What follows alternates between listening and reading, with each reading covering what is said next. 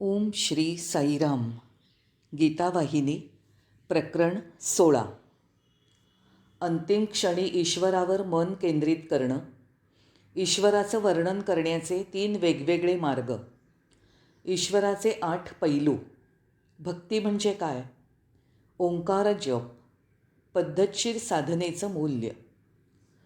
मृत्यूच्या क्षणी सामान्य माणूस माधवावर आपलं लक्ष सहजपणे केंद्रित करू शकत नाही.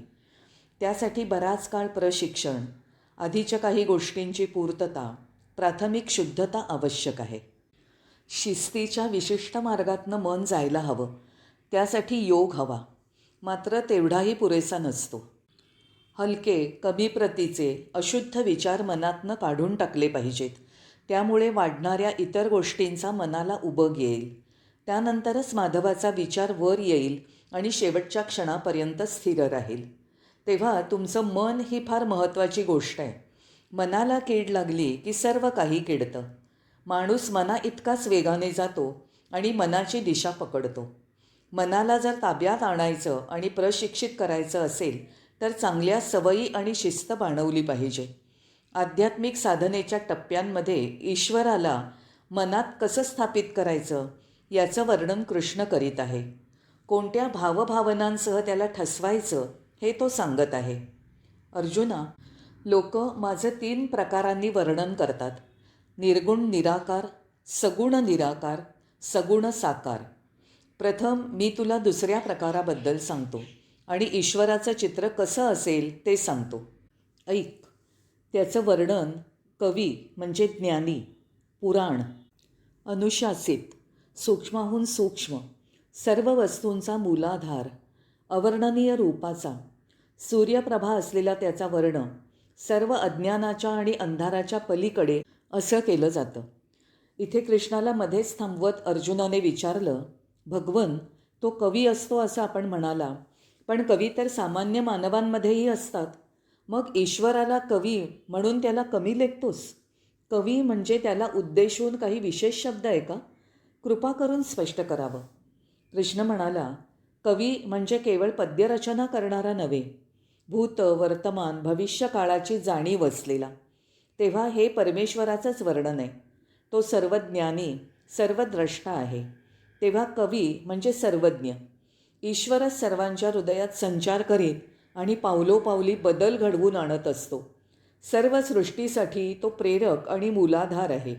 सर्व सृष्टी हीच त्याची कविता आहे. अर्जुनाने पुन्हा विचारलं, भगवन, तो पुराण आहे असं आपण म्हणालात, त्याचा अर्थ काय? कृष्ण म्हणाला, परमेश्वरच सर्वात प्राचीन आहे. तो अर्वाचीन आणि प्राचीन दोन्ही आहे. तो सनातन, प्रथम तसंच अनादी आहे. तो प्रत्येक क्षणाला नवीन आहे. भूत आणि वर्तमानाच्या प्रत्येक क्षणाला नवीन असलेला. अनुशासित याचा अर्थ काय? स्वतंत्र, अनियंत्रित स्वामी. तो सर्वांचा स्वभाव ठरवतो. पंचमहाभूत त्याच्या आज्ञेने काम करतात. त्याने घालून दिलेली मर्यादा ते ओलांडत नाहीत. जीवांच्या अंतर्यामी जगतावर सुद्धा त्याचंच नियमन चालतं. मानवी नियम नव्हे, मनाच्या प्रांतात तो कार्य करतो. आपण म्हणालात की तो सूक्ष्माहून सूक्ष्म असतो. सूक्ष्म? तू असा विचार करत असशील की सूक्ष्म म्हणजे सूक्ष्मदर्शक यंत्रातून दिसणारी अत्यंत लहान वस्तू, पण तसं अजिबात नाही. सूक्ष्माहून सूक्ष्म म्हणजे निर्गुण, केवळ डोळे, कान आणि इतर इंद्रियांच्या कक्षेत न येणारी वस्तू. गुणधर्म संकुचित होत गेले की वस्तू जास्त सूक्ष्म होते. जास्त गुणधर्म तर कमी सूक्ष्म. शब्द, स्पर्श, रूप, रस, गंध हे पंचमहाभूतांचं म्हणजे आकाश, वायू, तेजस, अप आणि पृथ्वी यांचे गुणधर्म आहेत. पृथ्वीमध्ये हे 5ही गुणधर्म असतात. अपमध्ये 4, तेजसमध्ये 3, वायूमध्ये 2 आणि आकाशात 1. म्हणजे यातील प्रत्येक भूत दुसऱ्याहून सूक्ष्म आहे. आकाश सगळ्यात सूक्ष्म. हे स्वतः सिद्ध आहे. पृथ्वी जड असते. पाणी हे जास्त सूक्ष्म म्हणून ते वाहतं. पाण्याहून तेजस जास्त सूक्ष्म म्हणून ते वर उसळतं. वायू जास्त सूक्ष्म म्हणून तो सर्व दिशांमध्ये जातो. आकाशात केवळ शब्द हा एकच गुण असल्याने त्याला स्पर्श, रूप, रस, गंध नाही. ईश्वर या पंचमहाभूतांच्या पलीकडे असून त्याच्यात हे कोणतेही गुणधर्म नाहीत, म्हणून तो सूक्ष्माहून सूक्ष्म आहे. तो सर्वव्यापी, सर्वांमध्ये भरलेला आहे. गुणधर्मामुळे वस्तू जड होते. ईश्वरामध्ये असं कोणतंही ओझं नाही, त्यामुळे तो बाकी सर्व गोष्टींपेक्षा सूक्ष्म आहे. आता सर्वाधार या विशेषणासंबंधी. आधार आणि आधेय असे 2 वर्ग असतात. पात्र म्हणजे भांडं आणि त्यात ठेवायची वस्तू. आधार आणि आधेय. डोळ्यांनी दिसणाऱ्या किंवा कानाने ऐकू येणाऱ्या किंवा पंचमहाभूतांनी बनवलेल्या सर्व गोष्टी या आधेय आहेत. पंचमहाभूतही आधेय आहेत, कारण ती ब्रह्मावर आधारलेली आहेत. ब्रह्म हा केवळ आधार आहे. तो कोणत्याही वस्तूवर आधारलेला नाही, म्हणून तो अद्वितीय, सर्वांचा मूलाधार आहे. आता 6वं विशेषण स्पष्ट करतो. ते म्हणजे अचित्रांकित रूप. ज्या रूपाचं चित्र काढता येणार नाही किंवा कल्पना करता येणार नाही. मन हे चित्र काढत असतं, वर्णन करतं, कल्पना करतं, पण तो मनाच्या पलीकडे आहे. त्याच्या रूपाची कल्पना मनाने करता येणं शक्य नाही. हे स्वीकारताना तुम्ही कदाचित डळमळीत व्हाल. मन हा परार्थ आहे. ते जड आणि चंचल आहे. पण ब्रह्म किंवा परब्रह्म शुद्ध चैतन्य आहे. ब्रह्म हे चिरंतन, नित्य, अविनाशी आहे. ब्रह्म आणि मन हे विरोधी ध्रुव आहेत. चंचल आणि स्थिर हे पूर्णपणे वेगळे आहेत. एक नष्ट होतं तर दुसरं राहतं. जड आणि क्रियाशील यांचा संबंध नाही. मग प्रश्न उभा राहतो, आध्यात्मिक साधकाने काय करावं? अर्थातच त्यांनी आशा सोडू नये. त्यांनी अचित्रांकित आत्मा चित्रांकित मानावा, तेवढंच पुरेसं आहे. अशा विचाराने राहावं की साधनेचं फळ निश्चित मिळेल. साधकाने विचारांचे प्रवाह जाणून घेतले पाहिजेत. त्यावर अर्जुनाने युक्तिवाद केला, भगवन आणखी पुढचं सांगा. काळ पळत आहे. जबाबदारीने वागल्याशिवाय आणि काही निर्णय घेतल्याखेरीज या रणांगणात नुसतं थांबता येणार नाही. आपल्याला गिळंकृत करण्यासाठी युद्ध जबडा उघडून बसले आहेत. तुमची आज्ञा पाळण्यासाठी मी आनंदाने तयार आहे. तेव्हा उशीर नको. 7व्या विशेषणाबद्दल सगुण निराकार सांगावं. होय, सूर्याच्या तेजाप्रमाणे त्याचा वर्ण आहे. म्हणजे सूर्याप्रमाणे तो स्वयंप्रकाशी आहे. तो स्वतंत्र आहे. तेजाचं मूळ कारण आहे. तो सूर्याचे नेत्र आहे. त्याच्यामुळे सूर्य प्रकाशतो, म्हणून त्याला आदित्य म्हणतात. आता मी तुला 8वं तत्त्व सरळ सांगतो. तमसः परस्तात् म्हणजे अंधाराच्या पलीकडे. तो अंधाराचा किंवा अज्ञानाचा साक्षी आहे.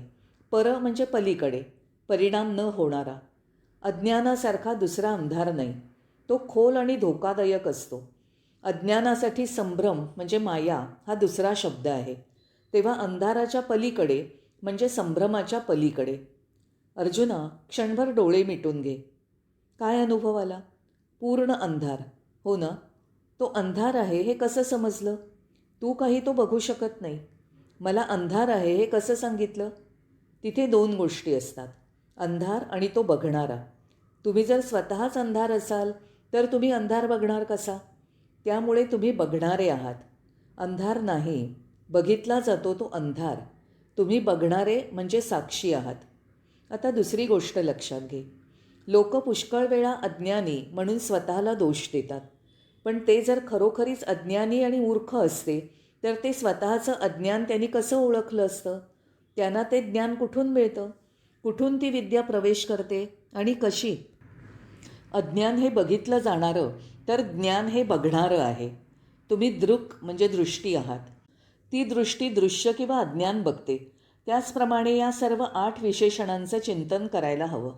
ईश्वराच्या रूपाचं ते योग्य ज्ञान होईल. अर्जुनाने विचारलं, कृष्णा, असं ध्यान पुरेसं आहे की त्याला कशाची जोड हवी? अर्थातच जेव्हा ध्यानाचा अभ्यास केला जातो त्यावेळी मन एकाग्र होत आहे की नाही याबाबत काळजी घ्यायला हवी.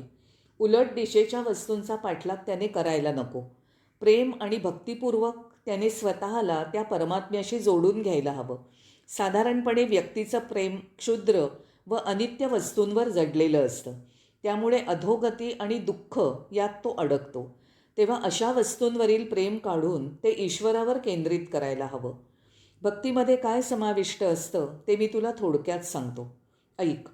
आपल्या मनाच्या क्रियांचे आदर्श ध्येयाशी संपूर्ण एकरूप होणं म्हणजे भक्ती. इथे अर्जुनाने मध्येच विचारलं, भगवान ते कसं शक्य आहे? अर्जुना, ते शक्य आहे. इंद्रियांवर नियंत्रण ठेव. मन शक्य तेवढं अंतर्मुख कर, हृदय शुद्ध कर, प्राणाची गती मस्तकाच्या सर्वोच्च क्षणापर्यंत आण. ती व्यक्ती आत्मिक सत्यामध्ये स्थिर होऊ दे. शरीर त्यागाच्या वेळी केवळ ओमवर लक्ष स्थिर कर. जो हे करतो तो माझ्याप्रत येतो, माझ्यात विलीन होतो. त्याच्या मानसिक क्रिया माझ्याप्रमाणेच होतात, कृष्ण म्हणाला. भगवंताने अर्जुनाला काय सांगितलं याकडे लक्ष द्यायचं आहे. भगवंताने इंद्रिय संयमनाबद्दल सांगितलं, त्याच्या नाशाबद्दल नव्हे. संयमन म्हणजे लहरीनुसार न जाता संकल्पाशी प्रामाणिक असणं आणि नाश म्हणजे संपूर्ण निष्क्रियता. भगवंताने केवळ 1-2 नव्हे तर सर्वच इंद्रियांबाबत हे सांगितलं आहे. सर्व इंद्रिय ताब्यात आणली पाहिजेत. विशिष्ट उद्दिष्ट पूर्ण करायच्या वेळीच त्यांचा उपयोग केला पाहिजे. त्यांना मोकळं सोडता कामा नये. केवळ ती आहेत म्हणून त्यांचं काम त्यांना करू द्या, पण तुमच्यावर त्यांना मालकी गाजवू देऊ नका आणि नाश करू देऊ नका. नियमित मार्गाने त्यांना शिस्तीने काम करू द्या. हा भगवंताचा हेतू आहे. आणखी एक गोष्ट, आपलं हृदय नेमकं कशाने विशाल करता येईल आणि अस्वस्थता कशामुळे वाढते याचं कारण तुम्ही शोधलं पाहिजे. आणि पहिला मुद्दा पक्का धरून ठेवून दुसरा सोडून दिला पाहिजे. तसेच चुकीच्या मार्गात भरकटायला लावणारे वेड्या माकडाचे चाळे आपल्याला गोंधळात टाकत असतात. सर्व अडचणी आणि असमाधान ज्यामध्ये आज अनेक अडकत चालले आहेत त्याचं कारण कोणतं? तर इंद्रियांचा अयोग्य उपयोग. तुम्ही ठरवलं पाहिजे, निश्चय केला पाहिजे आणि लक्षपूर्वक बघितलं पाहिजे की आपल्या घराच्या दारातून कोणते योग्य लोक आत प्रवेश करत आहेत. एका दाराने येणाऱ्या लोकांनी दुसऱ्या दाराचा उपयोग करता कामा नये. तसं ते करू लागले तर त्या घरात असमाधान, गोंधळ, बेशिस्त दिसेल. अशा बेशिस्ती विरोधात त्या वाईट प्रवृत्ती चुकीच्या दाराने घरात शिरण्यापूर्वी खबरदारी घेणं हे शहाणपणाचं आहे. अतिक्रमण करणाऱ्यांना एकदा माफ केलं तर चालेल, पण ते पुन्हा घडू नये याची पुरेशी काळजी घेतली पाहिजे. उत्तम नसली तरी ती बरी पद्धत आहे. अर्जुनाने आणखी एक शंका व्यक्त केली. जर इंद्रियांवर बंधन घातलं तर ओमचा उच्चार कसा करणार? कृष्णाला ते समजलं आणि तो म्हणाला, अर्जुना, ओमचा उच्चार मनाला करायचा असतो, मुख या इंद्रियातून नव्हे. आपल्या संशयाचं निराकरण करण्यासाठी अर्जुनाने दुसरा प्रश्न विचारला. तू म्हणालास की जो नामजप करतो त्याला पाप लागत नाही, जपतो नास्ति पातकम. पण नामजपाने पाप नाहीसं होत असेल तर मग मोक्षाचं काय? नामजपाची शक्ती मोक्षासाठी कमी पडते, मग नामजप परमेश्वराचं दर्शन घडवणार नाही. अर्जुनाने शंका व्यक्त केल्याबद्दल भगवंताला समाधान वाटलं. पार्था, तुझा प्रश्न महत्त्वाचा आहे, पण मी तुला सांगतो की मोक्षाचा शोध कुठे दुसरीकडे स्वतंत्रपणे इतर वस्तूंहून निराळा असा घ्यायला नको. ओमचं उच्चारण केलं आणि त्याचं वैशिष्ट्य जो परमेश्वर त्याचं ध्यान केलं तर परमेश्वराची प्राप्ती होते. दुसऱ्या शब्दात सांगायचं तर मोक्ष मिळतो. अर्जुन त्याच्या मुद्द्यावर ठाम होता. त्याने विचारलं, भगवन, नामजपातून दोन्ही परिणाम साधतात का? अर्थात तुम्हाला हे सोपं वाटेल, पण नामजप आणि ध्यान या मार्गाने जायला लागलं की अडचणी सुरू होतात. कृष्णाने उत्तर दिलं, यासाठीच मी सांगितलं की नियमित आध्यात्मिक साधनेचं मूल्य फार म्हटलं आहे.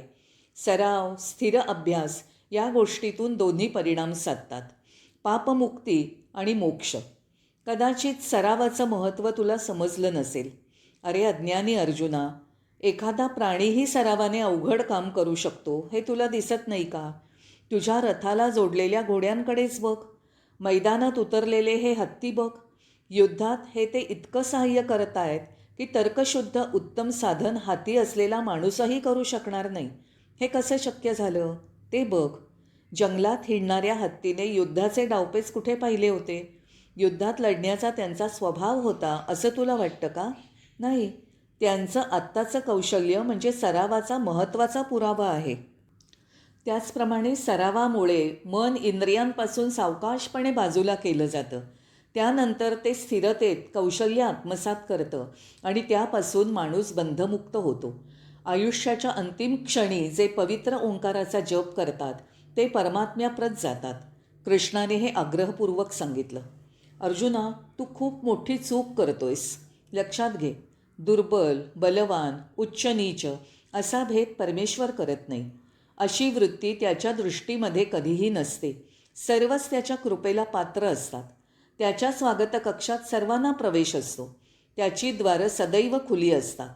कुणाला अडवण्यासाठी तिथे रक्षक नसतो. कुणालाही मज्जाव नाही आणि कुणालाही निमंत्रण नाही. सर्वांचं स्वागतच असतं.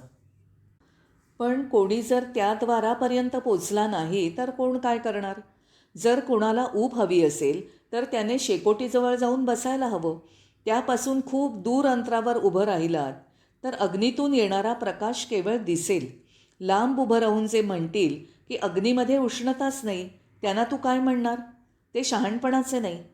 ज्यांना उपस्थितीची ओढ वाटते, ज्यांना परमात्म्याच्या सभेत प्रवेश करायचा असतो आणि त्या इच्छेचं चिंतन ज्याच्या मनात सतत चाललेलं असतं, त्या सर्वांना तिथे प्रवेश आणि जागा असते. मात्र अंतिम क्षणी ओम जप प्रत्येकजण करू शकत नाही. त्यामुळेच परमेश्वराचं नित्य स्मरण केल्यानेच इहलोकी आणि परलोकी परमेश्वराला तुमच्या आनंदाचा भार वाहता येतो. अर्थात यासाठी बराच काळ अभ्यास हवा. आध्यात्मिक शक्तीने सर्व काही प्राप्त होतं, मात्र ती दृढ आणि स्थिर हवी. जय साईराम.